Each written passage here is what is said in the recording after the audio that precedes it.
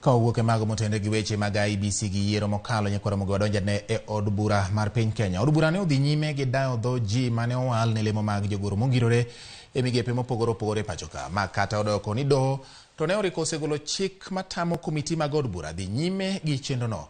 Kaka jafwambo marwa Walter Nyambaga lero, riwruogo kinde LSK wacho ni listino odewo mana dhoudi mamoko kama moko to we oko. Kata doko ni od bura donjo odiechienge mar adek e piedho jogoro mongirore. As a committed member of this committee, and I beg you to achiedhnade chalo ka gima omako chik mane ogol kod doho mamalo madwaro ni od bura ochung chenro mar piedho jogoro mongirore mag migepe. E barua mane ochwo e kogno kod jang'ad buche Nzioki Wakamau okoni mondo chung chenro mar piedho listi mar ji 51 madwaro lemo mag jogoro mongirore e kod od bura.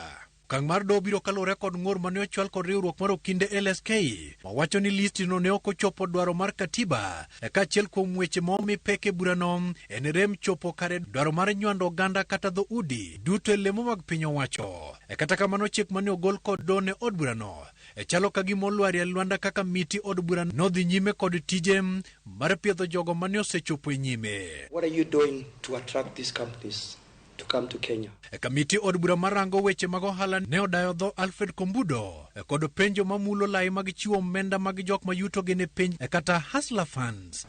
When it comes to youth and women trying to participate in the hustlers fund and what measures are in place for this, as the chair correctly says, this is a function that is within the core responsibility of the State Department for MSMEs, who will be basically responsible for this fund. Ekaisechego kamiti od bura maranga rita kwe motelne kod Nelson Koech yoketo Dr. Abraham Korir kod penjo ahinya to chwalo jolweny mag Kenya pinje ma oko kaka mag Somalia kod DRC. You are going with the ministry that is involved in a lot of security items. Many times those contracts are being described as items that are purchased on secrecy contract. Credentials, to Somaliland.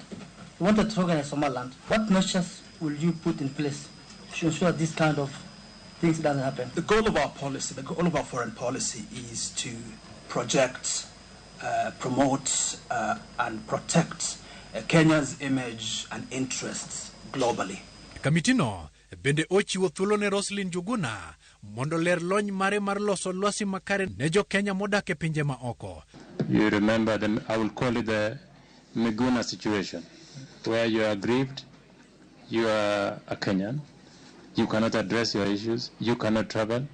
And before 2010, when you couldn't have dual citizenship in Kenya, then many women who left lost their dual citizenship. So these are some of the sort of gendered issues that we can speak about. Of course, we can speak about human trafficking and other such issues, again, which are gender issues. So labor and gender seem to travel together when we speak about diaspora and people in need of protection. Mitima moko bende odhi nyime kodayo dhoji mamoko maomi gwele lemo mag jogoro mongirore. Walter Nyambaga, Ramogi TV, Parliament Building, Nairobi.